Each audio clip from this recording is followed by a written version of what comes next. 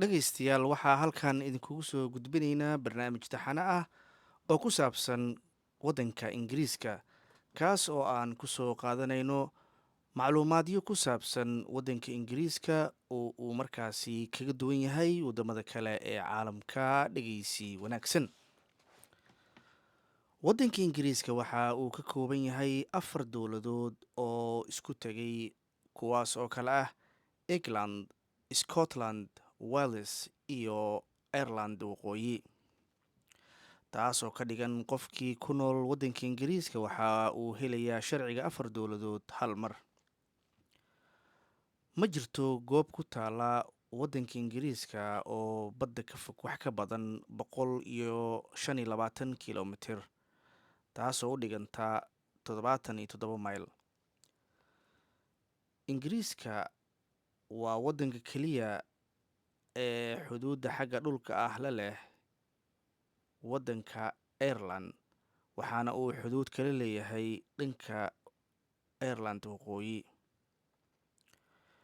ingiriiska waxa ay wax yar ka yar tahay ballac ahaan gobolka lagu magacaabo oregon state oo ku yaala waddanka maraykanka, waxaana ay xoogaa ka weyn tahay waddanka ghana oo ku yaala qaaradda afrika. waddanka ingiriiska waxa uu ku yaalaa khadka greenwich time, kaas oo laga xisaabiyo saacadda adduunka. waa khadka loo yaqaano zerowga. jaaliyadda ugu ballaaran ee ku nool waddanka ingiriiska waa jaaliyadda ka soo jeeda waddanka hindiya, waxaana lagu qiyaasaa tiradooda in ka badan 896,000 oo ruux, taas oo ka dhigan in hindida ay yihiin tirada ugu badan ee ingiriiska ku nool marka laga reebo britishka. sidoo kale jaaliyadda ku xigta hindida waa boolishka, waxaana lagu qiyaasaa tiradooda inay ka badan yihiin 682,000 oo ruux.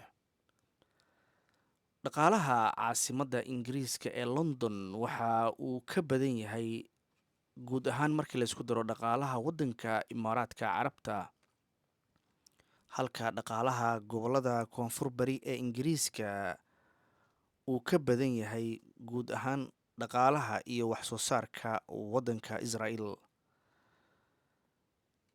ingiriiska shaqo kasta oo la qabto waxa ay leedahay iskuul xirfadeed oo loogu soo baxo, shahaadana laga soo qaato. xitaa dhaqashada ariga waa inaad shahaado haysataa. qiimaha ugu yar ee saacaddii lagu shaqeeyo waddanka ingiriiska waa 10 pound iyo 40 b, taas oo u dhiganta $13 oo waa doolarka maraykanka. daryeelka caafimaadka ee waddanka ingiriiska waxaa lagu tiriyaa inuu ka mid yahay 11 dal ee caalamka ugu horumarsan. ingiriiska waa waddanka keliya ee koobka adduunka ugu qayb gala 4 kooxood, kaas oo ay ku kala matalaan waddamada uu ingiriiska ka kooban yahay.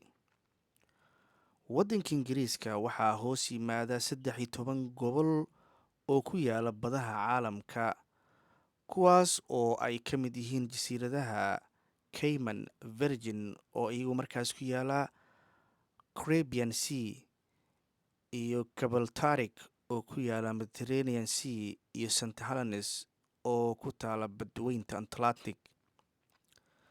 saaxiibayaal, intaas ayaan maanta kusoo koobaynaa qeybtii koowaad ee mowduuca ku saabsan macluumaadka waxyaabaha u gaarka ah waddanka ingiriiska marka loo eego waddamada kale ee caalamka. waxaa halkan idinkaga soo jeedinayay aniga oo ah maxamed abuukar sheekh xasan maxamed deeq. tan iyo kulanti dambo, sidaas iyo nabadgelyo.